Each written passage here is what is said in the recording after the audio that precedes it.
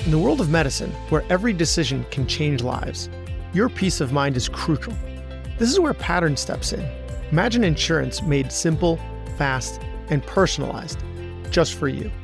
With Pattern, you're not just getting disability and life insurance, you're insuring your future and protecting your greatest asset, your income. In the past 10 years, Pattern has transformed the way over 20,000 doctors secure their financial well-being. Discover the simplicity of securing your future at patternlife.com or click the link in the description. Do you have a short-term rental property and want to optimize pricing, automate as much as possible, and beat the competition? Well, have a listen. And if you do, you'll finally get to meet my wife, who manages our property. Be sure to check out her Instagram page, Lynne's Kitchen Table. Now, this is a two-parter, so make sure you check out part 2 as well. Hey, this is Brad Block, host of The Physician's Guide to Doctoring. This is a personal and professional development podcast for physicians where we have experts on the show that try to teach us everything we should have been learning while we were memorizing Krebs cycle. Welcome back to the podcast, everyone. On today's episode, we have 2 special guests. One of them is my wife, Lynne, who I can't believe none of you have met before, except for the few of you who know us personally. So Lynne, welcome to the show. Thank you for having me. And the guest that we're interviewing is Madeleine Raiford-Holland. She is the founder of MHM Luxury Properties, a 7-figure boutique short-term rental investor and entrepreneur. She's a passionate advocate for achieving financial freedom, which we talk a lot about in medicine, and reclaiming valuable time by helping individuals transition away from traditional work constraints, working for a hospital or a big corporate practice, through the power of short-term rentals. Lynne and I are doing this, so that's why we have a particular stake in this. Madeleine's personal portfolio consists of ownership, arbitrage, and property management services for short-term rentals. Thank you so much for being on the podcast, Madeline. Wow, what an introduction. Thank you so much for having me. I'm really looking forward to this conversation because I completely agree with you. Physicians have so much to gain from leveraging short-term rentals to get that financial freedom. Well, you guys have financial freedom. It's really the time freedom that you need. Really excited to share some knowledge on short-term rentals with you guys. Although that lifestyle creep really happens to physicians and it happens really quickly, especially after living with like nothing as a resident and then boom, you're making a salary. It very quickly becomes the financial freedom that you thought you'd have suddenly evaporates. Well, don't they tell you, my best friend is an OBGYN, and she was like, first thing that they told us was, do not go out and buy a car with your first paycheck. Like, do not do it. And she was like, and what do people do? They go out and buy a really nice car because they've been driving a beater all through medical school. So you went out and bought a surfboard, right? I bought 2 surfboards, actually. I was like, I got money now. I can afford 2 surfboards. And then got a car. The surfboards didn't fit in. Right. So that was a problem. oh man, I guess you can't ride 2 surfboards at once, right? So were they different styles, like a longboard? Yeah, one was a longer board, one was a shorter board. Okay. All right. Well, we'll give you a pass on that. I appreciate that. So just to plug our personal property, Lynne, why don't you tell the listeners about our property? All right. Well, we closed on a house last September and we gave it some loving updates. We call it Wolf Hill Acres. On social media, you can find us at Wolf Hill Acres. It is a 5-bedroom house on 20 acres of land. We have a big pond. It's in Hillsdale, New York, which is in the Hudson Valley of New York. And we're really smack dab in the middle of Great Barrington and Hudson. So it's a wonderful location. It's a beautiful house. Go check it out. However, we're new at this short-term rental game. So we got the house. We love the house. We think it's amazing, but we're still not sure totally, what we're doing with regards to maximizing the booking and making sure everyone's having an amazing experience. So right now we're just on Airbnb. And so our first question for you is Airbnb, VRBO, Booking.com, all of them, none of them. Can I give you a fourth option? Direct booking. Direct booking is where it's at with this. So in my portfolio, we are on Airbnb. We are on Vrbo. I personally do not like Booking.com. It's just a bit of a hassle. But the key is direct booking because you're able to increase your profitability. So what makes all of this work, what makes the time freedom aspect work is the property management software. Are you guys using any type of property management software?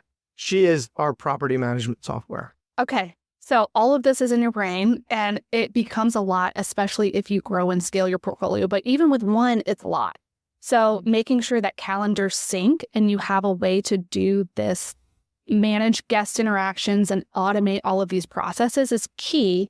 And what makes that happen is that property management software. So think of it as the hub on a wheel where everything else comes out of that. So the other, like, maximizing your revenue piece comes from dynamic pricing. And then it also has a master calendar where it's keeping everything straight in Airbnb, in Vrbo, and then your direct booking website. So most people don't understand that Airbnb charges 13% to the guest. So we've all been there booking a short-term rental property. Looks like the nightly rate is one thing. And by the time you get to checkout, it's a ton more by the time you add a cleaning fee, add the Airbnb service fees and the taxes. So guests get a little bit frustrated. But what you can do through that property management software and the direct booking piece of it is, if they book directly with me, I have a rate multiplier on my website where my guest is still getting a discount. It looks like they're getting a discount from Airbnb, but I'm getting 10% more because they're booking directly with me, but they're still getting a discount. You have your own website for your property, and guests can book directly through you rather than Airbnb or VRBO. So my question with that is, most people, when they want to go away and they want to book a short-term rental property, they go directly onto Airbnb.com. Mm-hmm. We have different cues on our Airbnb profile that alerts them of, hey, find us on social media. And then our social media is like, you get the best price when you book directly. But my other thing is, we also incorporate things like video virtual tours. And on that video virtual tour, because if a picture is worth 1,000 words, a video is worth, I'd say, 1,000,000. We offer and show a video virtual tour on our Vrbo and our Airbnb. But when people view the video virtual tour, it says, hey, you get the best price if you book directly on our website. So there are lots of different ways to get people to your direct booking website. But how do you do that without risking Airbnb being like, you're out of here, right? Be concerned about biting the hand that feeds a little bit. Totally. I have on my staff, I have 3 former Airbnb training managers. They know all of the ins and outs of terms of service. And that's one of the things that I teach my mentorship clients of, like, hey, we're walking that fine line here, folks. But said it earlier, I don't know how people take this. If you're not cheating, you're not trying. We're not breaking any rules, but we're definitely walking that line. But it pays off dividends, thousands. Limit testing, like what our kids do. We're limit testing. So that, I do think that you need to be on both. Bare minimum, be on both. Get a property management software if you want to graduate up to direct booking eventually. But starting off with the systems, the automations with that property management software is going to revolutionize how you see this business. Do you have a specific software that you use that you recommend? Like, have a financial stake in it, just so we have full disclosure. When we're giving medical lectures, we have to tell stuff like that. Use this medicine. By the way, I'm a consultant. I have no financial stake in this business. I have tried 7 different property management softwares through my time. The one that I use is Hostfully. And a little bit on my background, before I got into short-term rentals, I was the COO of a large government contracting company. So people, processes, manufacturing, like systems and operations are my jam. Yeah. And it's really my personal zone of genius, if you will, taking systems and processes and putting it in place in businesses. And so bringing that into the short-term rental space sets what I do apart, and how I've gotten people to be able to manage it in 1 to 2 hours a week, even with a larger portfolio. So Hostfully is what I use. Hostfully. All right. Well, we're on it. Once we're done with this episode, we're checking it out. And so they do the dynamic pricing as well, or is that a separate software? That's a separate software. And my thing is, just like in the medical field, how you have your specialist, you're not going to go to, think of Hostfully as your GP. They are who you go for most everything, but then you're going to go to a specialist. So think of Price Labs as your ENT. So Price Labs is a specialist for pricing. They have all of the market data. You can see what your competitors are doing. It's doing it in a very specific, curated way down to your neighborhood data. so that Okay. you know exactly what your neighbor is charging. So you can come in at either a little bit less, or if you have a much higher quality property, you're saying, hey, I'm better than them, so don't put my pricing lower because we're going to charge a premium. So think of Price Labs in that regard. Hostfully is your GP, and then some of your other automation tools are your specialist. Mm-hmm. Leading a medical practice is challenging. There can be reimbursement changes, referral slowdowns, staff turnover, or drama. There are obstacles in the way of achieving your goals, or maybe it feels like you've hit a plateau. Who can you turn to for help with the business of managing a medical practice? The Physician Growth Accelerator, a private practice partner that helps you uncover and overcome constraints in your practice. They will check your business vitals, identify the root cause of what's restricting your growth, prescribe what to do about it, and help you achieve it, just like we do with our patients. Imagine a practice, imagine your practice, where stress is reduced, profits increase in both patients and staff, and you are happier. They've been making that vision a reality for over a decade. Isn't it time your practice thrived? Discover how at physiciangrowthaccelerator.com. Well, while we're on the topic, what are those other automation tools? Yeah, that's a great question. So we can automate in my business, and what we train our mentorship clients to do is we automate our cleaning processes. So anytime somebody books, we have a system called Turno that notifies our cleaning team. They can either accept or decline the clean. If they decline it, it goes to our secondary cleaner. They either accept or decline. We can source our cleaners through that. We can, again, schedule them through that. We also do our quality control through that. So all of our cleaners are required to upload time-stamped photos after the clean so that we can check their quality. And then after we approve that clean, it can automatically pay them. So Turno is a great resource for that, as well as trying to think some of our other ones that we use. We use a door lock system. So our properties have blade on-code locks that integrate with our property management software. We are able to program the door code to the last 4 digits of their cell phone number. So it activates 15 minutes before check-in and deactivates 15 minutes after checkout. And then it deletes their code after that time. But all of that is done automatically. And then that also does our smart thermostats to where our property management system knows if there's a guest in there, or if there's not, it knows a guest is coming later that afternoon and it's hot outside in the summer. It's going to start cooling that property down 4 hours before. Wow. And so we're able to really go in and optimize and save money on our utilities. Like I said, that's all done in the background, so it's not taking our time to do it. That would save me a lot of time. Yeah. The guest messaging piece of it, this is all done through our property management software as well, where we're going in and we have all of our templates and triggers to give them all of that information that we're giving everybody at the same time.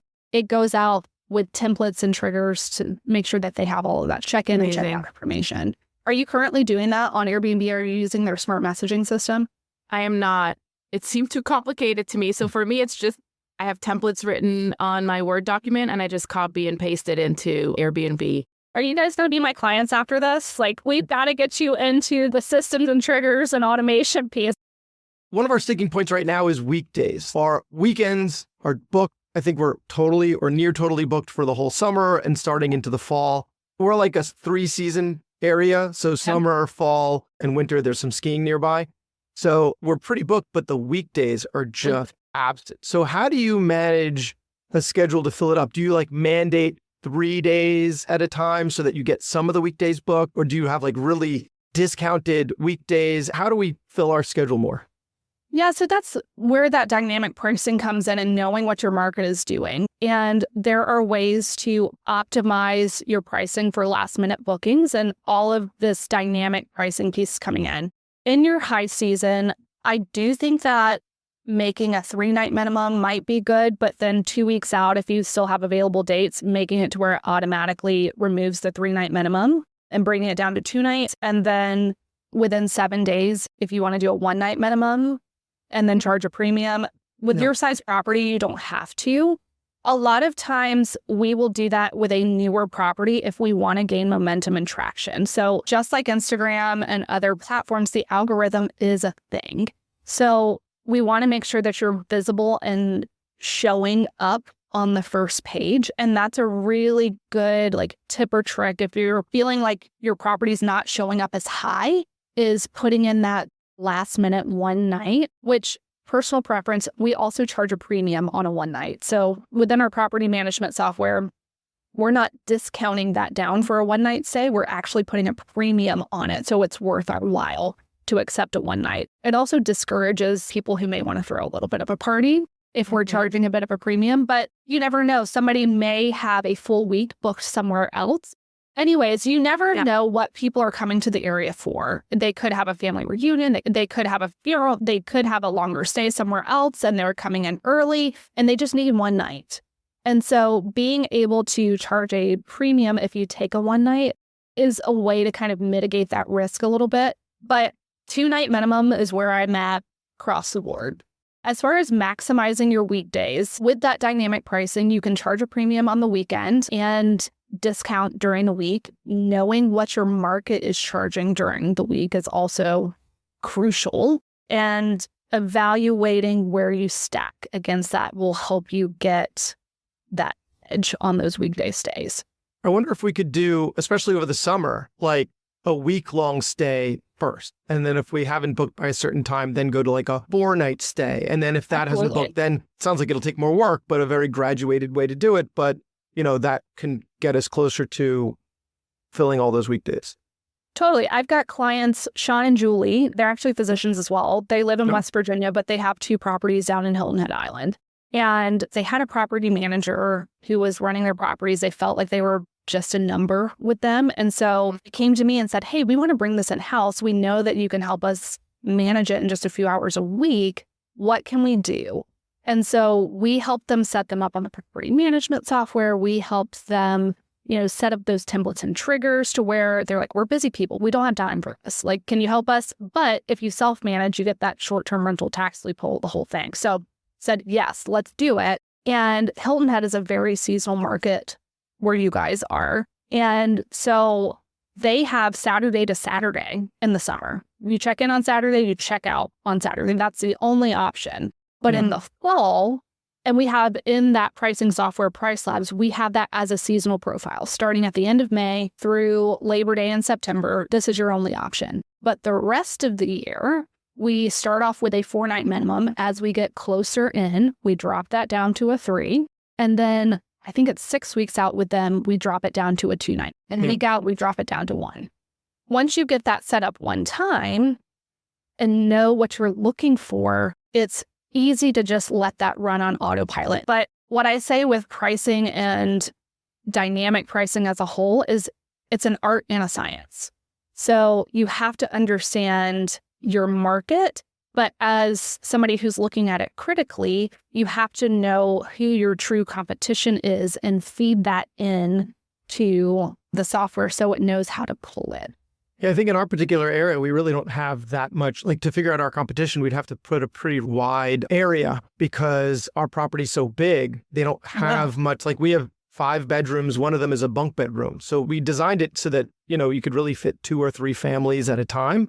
Love that. But because of the bunk bedroom, we're hoping it's not going to be a place where people have parties because, who's going to want to sleep on a top bunk who's not 9? So our kids are super excited to sleep on the top bunk, but it's a twin bed, so we want you to get a little bigger. So that's how we're kind of skirting that.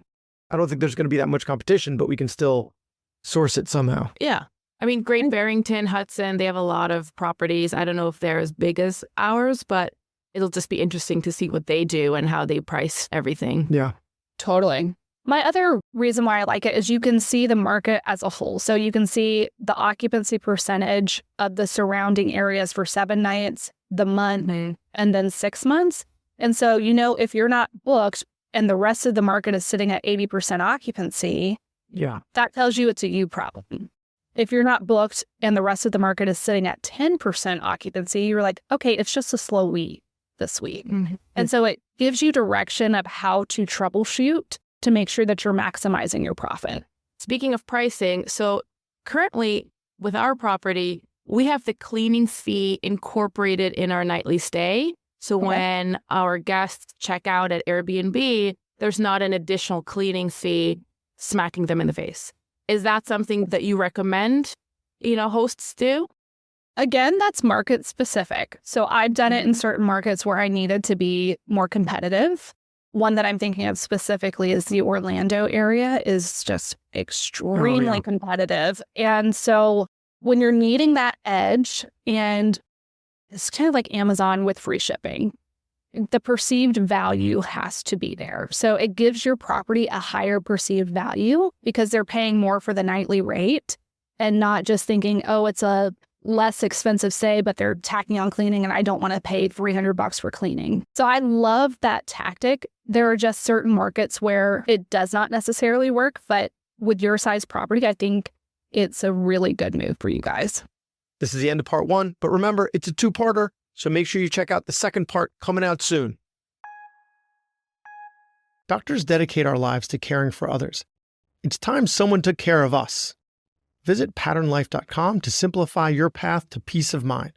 Patternlife.com, simplifying your insurance journey. Thanks for listening. I have a favor to ask. You listened to the episode until the end, which means you either fell asleep or you really liked the episode. So please share it or like it or comment on a social media post or write us a 5-star review. Something. It would really help me out. And maybe what you learned from this episode can help someone else too. The views expressed in this episode are those of the interviewer and interviewee and don't represent the views of their employer or even their significant other, even though the magic of podcasting make it sound like I'm talking directly to you. This is not a doctor-patient relationship, and this is not medical advice or financial advice or really any advice. Thank us again for listening to The Physician's Guide to Doctoring.